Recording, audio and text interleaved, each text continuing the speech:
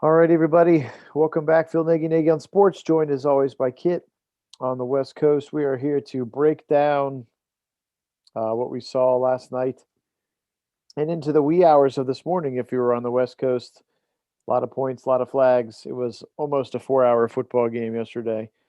But Browns, obviously, unless you've been living under a rock, know that we came up short 47-42. So we're going to take a quick dive into what these keys of the game looked like, which ones we hit on, which ones we missed on, and then maybe unpack this thing a little bit together. And then it's on to New York for a twofer. So let's start with the offensive side of the ball. Kid, how did we do on the keys to the game? All right, so first key of the game we set out there was to establish the run game early and often. I don't think we really got to it early enough in this game, and we really didn't stick with it. Now, part of that is, of course, the score. They were down, especially in the second half. They were down by two scores in Right. two different parts of the second half. So Mhm. we were working to come from behind, which means you're going to pass more. I mean, that's kind of natural. But on the other hand, there's still, there was opportunity to run. And even with only 17 carries, Chubb had, 88 yards? 82 yards. Something So, around there. yeah, 82 yards on 17 carries. So he was having a good night. He scored for us. As did Hunt. Hunt, however, kind of an illustration of not going to the run early enough or often enough. He only had one carry in the first half. Mhm. Ended with six, I believe, for 33 yards. So not really what you want to see. Now he was a lot more involved in the passing game. He was a good check down option for Baker, and that last touchdown he had was he made something pretty special happen there. Actually, almost in counterproductive mode because we scored so soon. I don't think, Mhm. in fact, Stefanski talked about not expecting the little hitch from Hunt to score there. But he made an incredible play, and hats off to him for what a play that was. Second key here was to exploit the linebackers. I actually thought we did a decent job of this.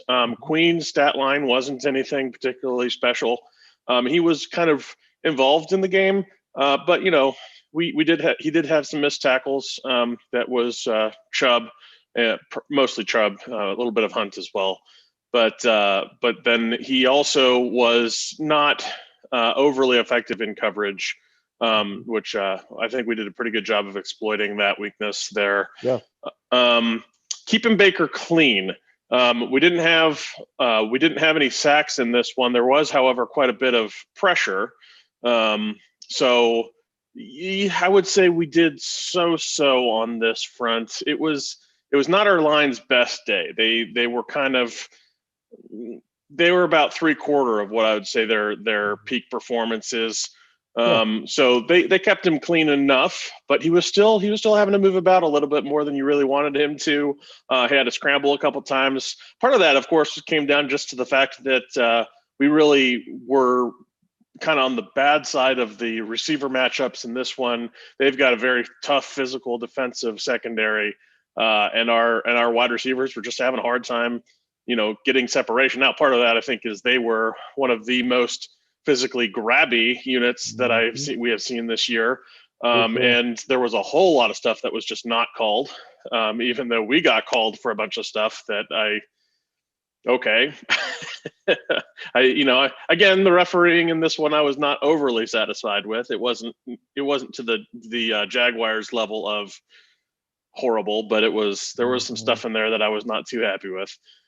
And most of that came down to holding both on Myles Garrett and on our receivers. That there was just a whole lot of that going on, and not a lot of it getting called. Um, but anyway, so back to the keys here. Balanced attack. Now, again, I kind of mentioned a little bit earlier that we were not as balanced as you would like to have been. We kind of, not that we abandoned the run, we just didn't really pound the run as much as we could have or maybe should have in this game. But it is hard when you're down by two scores and you gotta get back into the game. You know, that's where you depend on Baker Mayfield to throw the ball for you, Sure. and we did, and he did a great job of it. Let's be honest. Yeah. This unlike last time against the Titans, where Baker Mayfield was electric in the first half, and in the second half, our our offense kind of fell apart as we tried to run the ball, but more so because of penalties and dropped passes. This was kind of the opposite, where first half he was a little bit kind of jittery, just didn't feel very comfortable. You could tell a little bit of nerves were getting to him. He was a little bit getting the happy feet going on in the pocket there, and looking a little bit uncomfortable. And a couple passes that were a little off target, just not quite hitting his accuracy marks that you'd expect. Sure. And then just locked it up, especially after that interception. Just locked it up and just went on a tear where he was just hitting everything, and really showed that he can be absolutely a clutch quarterback. For sure. Was that it for the offense? Yep, that's the offense. Yes, a lot of similar thoughts, and I think maybe one of the biggest takeaways for me, and I don't want to steal your thunder later, but it felt like yesterday was finally maybe like, okay, I think Baker keeps the job. Like, you know what I mean? I think it's time to negotiate, or at least give him the 5th year. I think that he proved, because that was one we still needed to see it, right? Can he bring him down from 2 scores? We just hadn't seen it yet. It wasn't his fault that they lost the game. He's not not playing run defense or kicking extra points and field goals. No, there were some things he could have cleaned up, but for sure. But certainly. No, and I know he absolutely wants that pick back, but they made up for it. They made up for that score. So it certainly felt like kind of like, all right, we've sort of been waiting all year. Like it's going to happen. We'll know when it happens. I feel like we know. At least today I felt like, okay, like absolutely. Andrew Berry, Baker Mayfield, Myles Garrett's already like, let's go. This is is our team for 7 years. Like, let's do, you know what I mean? So that felt I felt like at peace about that this morning, for better or for worse, offensively speaking. So the other thing I was interested to hear your thoughts on it. Early in the game, he was missing a lot. It looked like he was missing a lot. And I was reading some of the other Browns beat writers, and Jake Burns, and a lot of Pete Smith and some of the guys that we like to watch. And they were saying that all of his throws were exactly where they were supposed to be, but his receivers were letting him down by either getting jammed at the line, or getting pushed off of the routes that they were supposed to take by that physical, borderline illegal defensive backfield. And I hadn't really thought of it, and I'm not nuanced enough to watch the game to be like, oh yeah, that ball was right to his landmark, and Peoples-Jones went this way and he should have been going this way. You know what I mean? Things like that. So yeah, so actually there was quite a bit of that. And actually I want to talk a little bit about what you were talking about first with Baker as well, but I'll get into that after I talk to this that you wanted wanted me to talk on. So yes, there was definitely a product of, Humphreys, Peters really jamming guys at the line, taking them out of position, but more importantly, taking them out of the timing and rhythm of the offense. So the way a lot of these, this offense in particular is designed to work is a lot of timing routes where you hit a guy, you take your 3 steps and you throw a ball to a point, knowing your guy's supposed to be there if you've hit certain landmarks or hit certain keys. They were taking us out of our timing of our offense. So that is true. However, there was an added piece to that as well, which is Baker. Not all of his throws were actually on target either. Many of them were, but or where the receiver was supposed to be, but because there was such tight coverage, they were throwing just man, take it away, man. Hard press coverage constantly in that game, and then as soon as they'd go to zone, Baker would pick them apart again. But that really tight press coverage, Baker was struggling with that a little bit because it was messing with his timing. But also you could tell Baker was having a little bit of trouble with his footwork in particular, getting a little bit of the happy feet, kind of like we saw where he's a little bit flat-footed on some of his throws, and that's when he tends to sail them just a bit. And we had there weren't a ton of them, but there were just a couple. There was one down near the end zone when we ended up kicking and missing the field goal, which ended up being a clutch field goal to miss. But there was one that was sailed near the end zone there that he could have had a clutch completion there.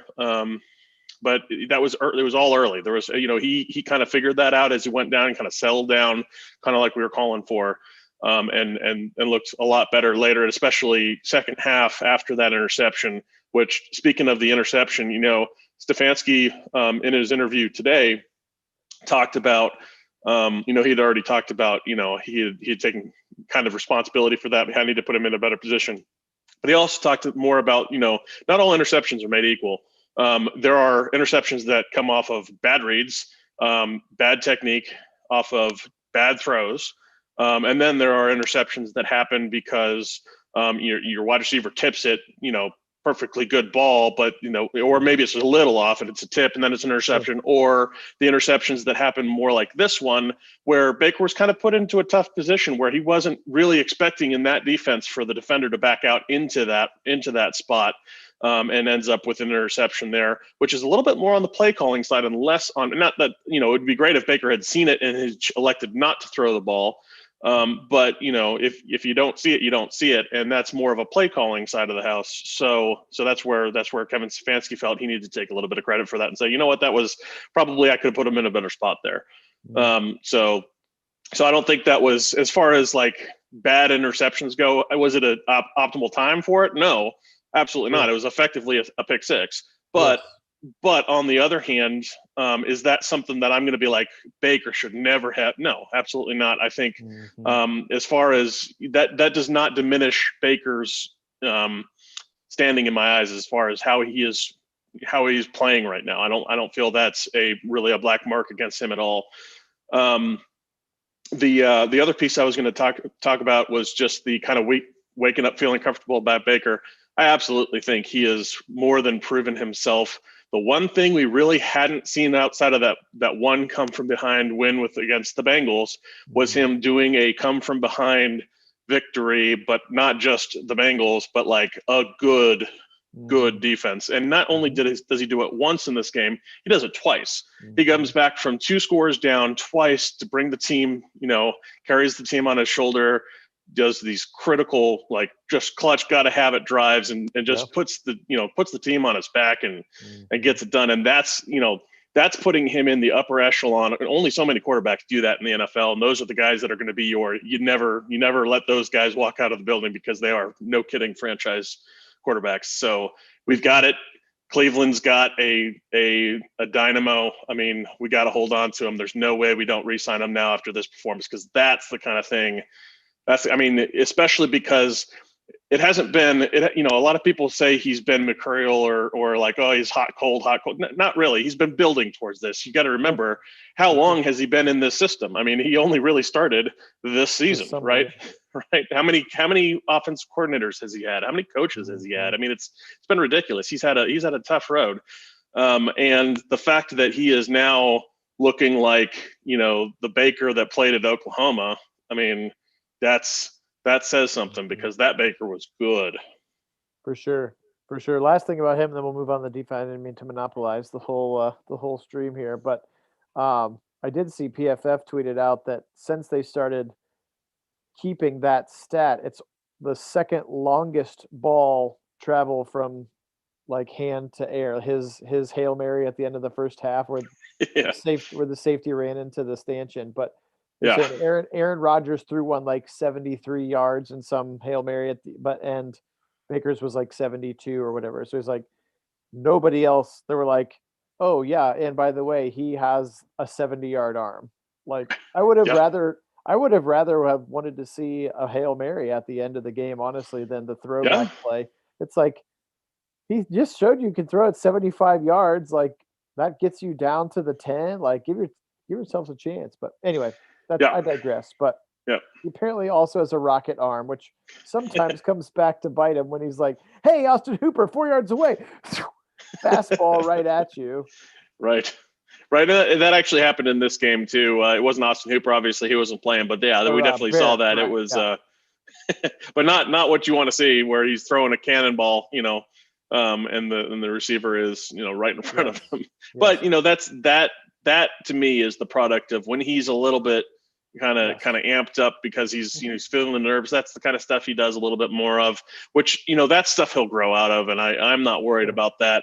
As far as cementing himself as the future for face of the franchise kind of player. Absolutely, he did that last night.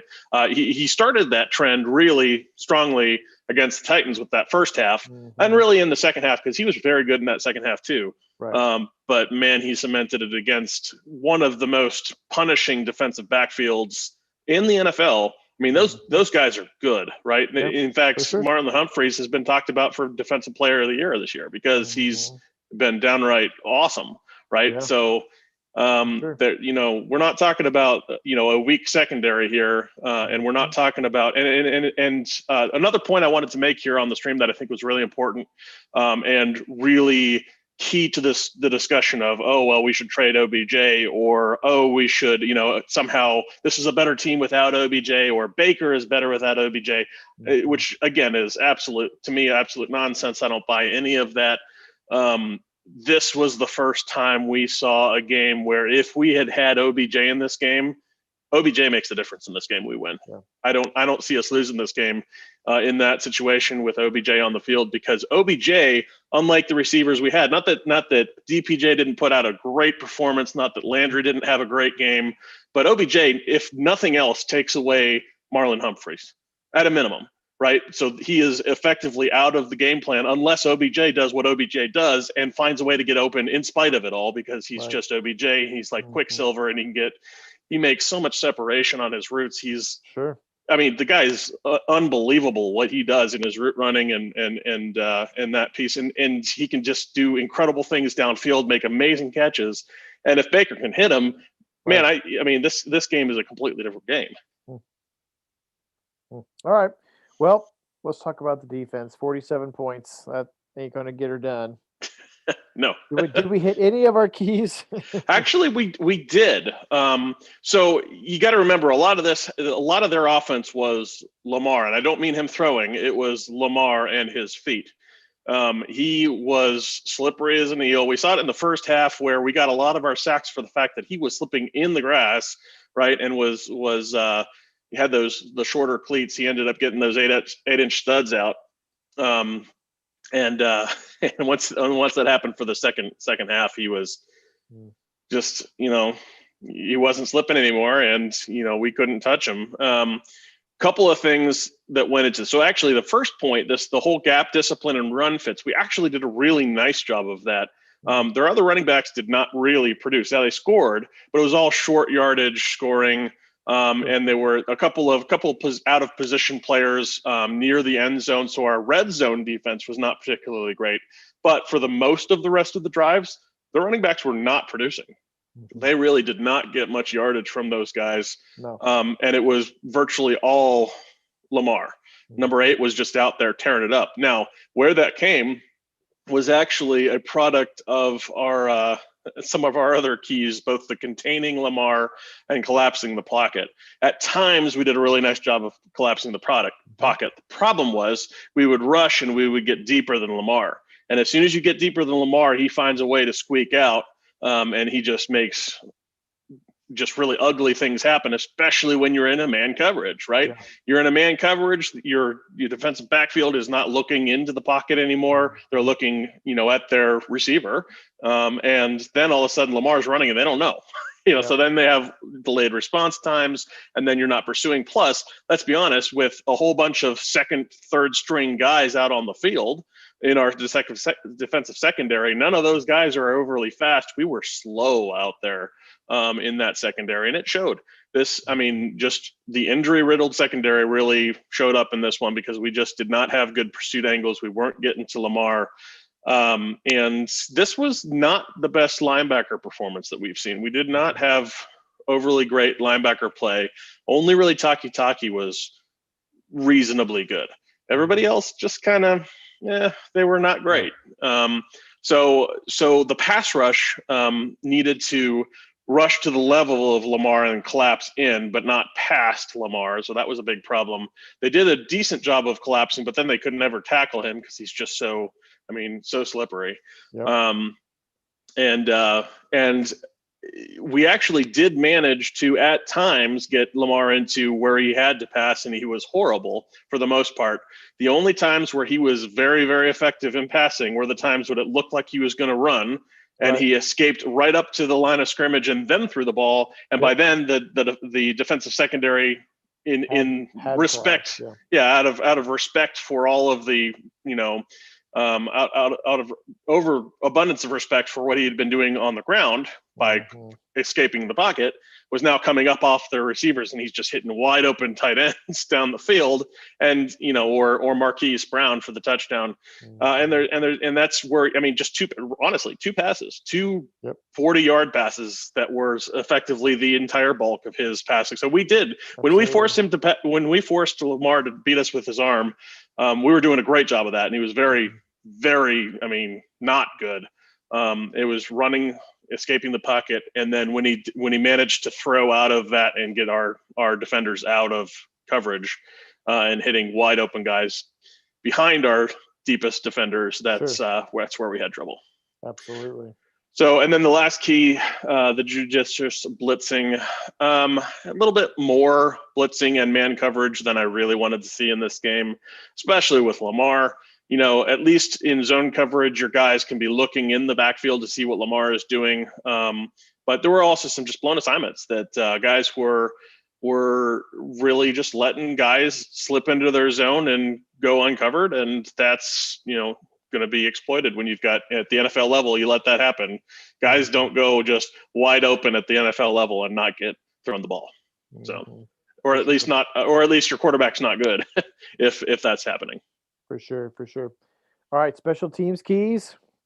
All right, for the special teams, this is really what hurt us. We were not the better special teams unit. Now, Harbaugh coaches his guys up, let's be fair. In fact, I'd like to give some major props. We mentioned this, but something, the average viewer probably did not pick up on. In fact, the broadcast team didn't even mention this, but something that I mentioned to you in the middle of the game that was really, to me, very it's kind of next level special teams coaching. We had an opportunity on one of Jamie Gillen's punts to down the ball within the 5. The ball bounced like right at the 1 or 2.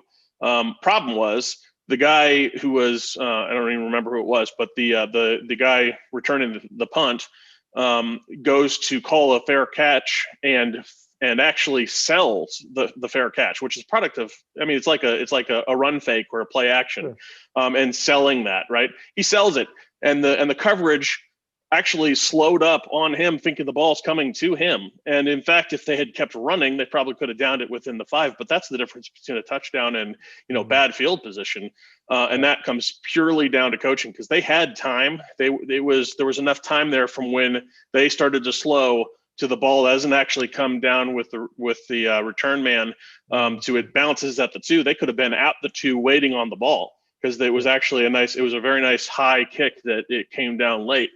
They could have been there, but because they slowed down and respected this fair catch fake that the return man put out there, they didn't have a chance at the ball, and it goes into the end zone. So that, to me, I mean, that kind of summarizes the difference in the special teams. Now, you got to have the kicks for Parkey.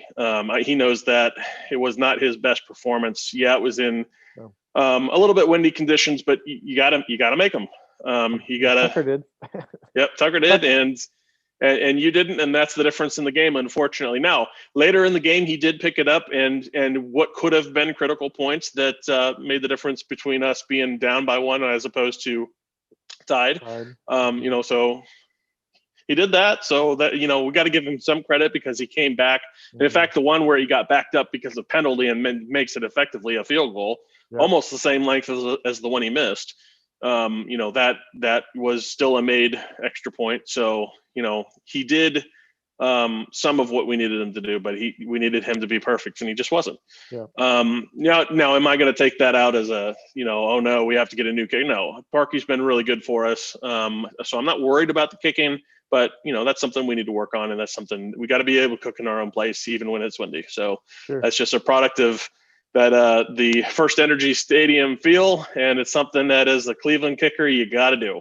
You go ask Phil Dawson how he kicked for all those years, because he's got a mad science to it. And, that's the guy you need to go pick his brain and figure out those wind patterns, because it is not friendly there. There's whole layers of currents that go on where it can one side of the field it looks like it's blowing one way and the other it's in the ball. And then we saw it actually in like the Houston game where the ball would get to a certain height above the ground and it would just as the wind would just pick it up. And there was a top, a ceiling, if you will, to what you wanted to throw, because if you threw anything into that wind, it either blow it completely down or forever away.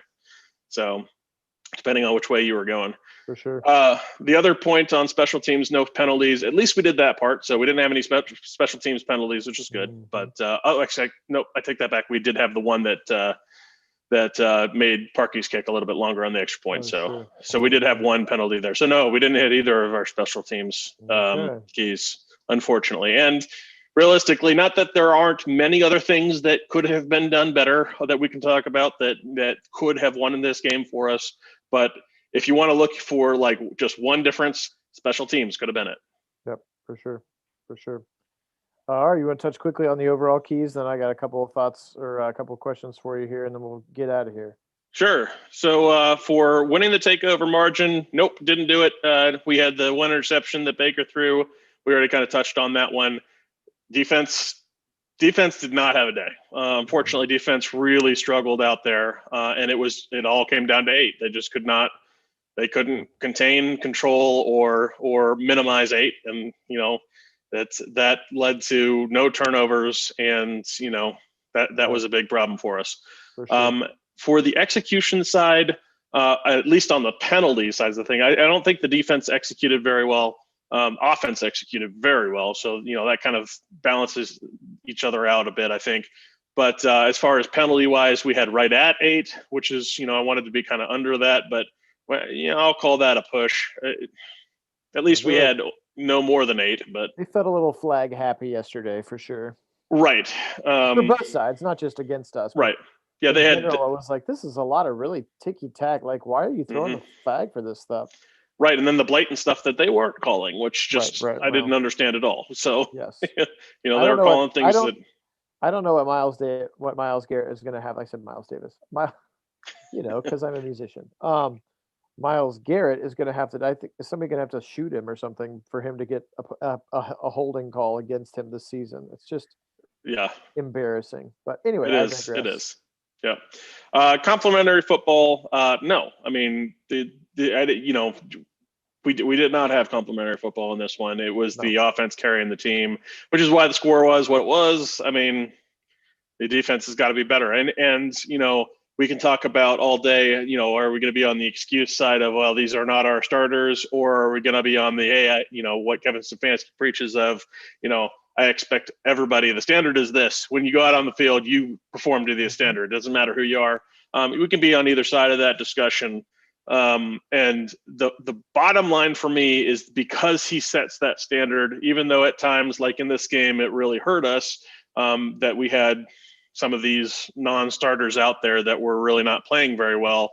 But because he sets those standards for all of his guys, no matter when they need to be in the ball game, that's why we win some of these close games. Because when you don't have a Nick Chubb to be out there, or Wyatt Teller to be out there, or a Myles Garrett to be out there, or fill in the blank of the marquee player who's not playing for us this week, we're still managing to win, and that's huge. So, and if Kevin Stefanski was allowing them to buy into excuses for why we can't win, we wouldn't win. Right. Absolutely. Okay, a couple of questions here from the chat. Tilted wants to know any concern. We're starting to see what, like maybe once a week, or these just sort of pretty blatant, like you should know better, Baker intentional grounding penalties. Now, yesterday you could argue that he got hit while he was trying to throw the ball, which I don't think you can argue that. I think he was hit, and I would say that was a terrible call, and he had an absolute. If you listen to his press conference where he's like, they're going to find me, I'm pretty sure, but that was a bad call. Basically, is what he said. Sure. Because he basically said, go watch the TV copy, because watch my hand and my arm getting like hit as I am throwing the ball. What do you want? To Kareem Hunt, who I am aimed to, and then when I let go of the ball, it's this way. Yes. Right. So again, and I honestly think that so to answer the question, Tilted. no, I'm not concerned with Baker Mayfield and intentional grounding. The vast majority of the intentional grounding calls that he has gotten that I have seen. Now, earlier in the season, there were some problematic ones where he wasn't getting it past the line of scrimmage out, Sure. or whatever it was. There were some questionable ones earlier that, okay, that was probably not the best throw for him to make at the time. But of late, and specifically in these last several games, last 2 games in particular, but last few games that we've been playing, and he's had those intentional grounding penalties really have not been intentional grounding. They've been bad calls. So no, I don't have any problem with Baker getting called for intentional grounding. I have more of a problem with the refs calling bad intentional grounding calls or getting, bullied into them by the big man Vrabel on the sidelines there. Yes. Yes. All right. Okay, so I've got a question here. Kareem Hunt, do you go down on the 1? I mean, I know the points aren't given, but with the way that your defense, I mean, again, we credit Nick Chubb for his headiness, and again, they had their code no mas or whatever that they had plans to do that. Chubb feels like the heady enough player that he would have maybe done that on his own anyway. Hunt just fighting for the end zone. You know what I mean? Like, how do you? But if he goes down at the 1, then you got 4 cracks at it from the 1, wasting time every time. 10, 20, 30 extra seconds is one of those Mark Andrews passes less down the field. Yep. I mean, obviously, coulda, woulda, shoulda. You're never going to beat up a guy for that. And we wouldn't have beat up Chubb if he would have scored the Texans game either. But in a perfect world, do you want your player to know that I need to try to waste some clock here? So I will say, especially at game speed and at the way that game is played, and those players are really conditioned, because that's what you get the ball in the end zone, right? That is what Chubb did was an incredibly difficult thing to do, even when you're supposed to do it. I mean, you were about to mention, we watched it happen, right? Earlier in the season where he thought about it, and I'm blanking on the name right now. No mas. Yeah. Well, no, not the no mas call. The Todd Gurley. Earlier in the season, where he thought about it last second. It goes, oh no, I'm supposed to go down, and then his momentum carries him in, and you're just like, oh no, because that loses the game for the Falcons, right? Yes. But so we saw that, and it is just, these guys are just head hunting that end zone. That is everything they do on every play. Sure. If they can get it in, they're going to get it in, and it's so hard, even when you're not supposed to put it in. They train that from day one, watching training camp daily every day, and they get bumped with a tackle. What do? They run to the end zone every play, right? Every time. Maybe it's conditioning, but also it's, hey, I don't stop until I get into the end zone. So I get it. Score. I get it, but it was just like, bro. No. So a couple things. First of all, I think what we saw from Chubb is next level. The fact that he didn't even think about it until he was at the 10-yard line. He goes, "Oh no, I'm not supposed to go in," and goes out of bounds. That's just that's next level. First of all, because that's just stupidly hard to do. Sure. Hunt is an effort guy anyway. It's hard to ask that of him, but I don't think they were honestly, I don't think they were asking that of him, because Kevin Stefanski straight up admitted did he expect that score to play? No, he didn't think that score was going to play, or was that play was going to score. Yeah. So I don't have because I don't think they made that call at the time. Where I will actually pick a little bit of a bone here, where Stefanski for the most part had a really good game for play calling. That drive in particular, I think he actually had a little bit of clock management issues, not his best work. What I would have liked to see, because we had about a minute 50 or so to do that drive in. Yes. Minute 55, somewhere in there. We needed to run the ball. We passed the ball, and we had the really nice DPJ pass, big chunk yardage right out the gate. So now we're working with effectively a short field. We need a touchdown, but you've got a short field to work with now. Okay. From that moment on, once he got that DPJ pass, and I think there was one other pass that really got them onto their side of the field, and we're now driving, getting close to the end to the red zone. Mhm. From that moment on, we needed to be mixing in the runs, and we did not have any runs in there because we needed to run some clock. Because ideally, we needed to score that touchdown with 5 seconds or anything sub Sure. 30. So Yeah. 20 seconds, 15 seconds, 10 seconds, 2 seconds, whatever it is, somewhere in there is where we want to score that touchdown. Yeah. Okay. And if Yeah. we score that touchdown within that window, what that does is two things. First of all, in that situation, in that game, I think you go for two. Two reasons. I was going to say so too. Yeah, two reasons why you go for two there. Number one, your offense is winning this game for you. Put the game on the back of your offense, because it sure as heck is not your special teams, and it sure as heck is not your defense. As we saw, that's why we ended up losing, because they had enough time and our defense just wasn't getting it done. And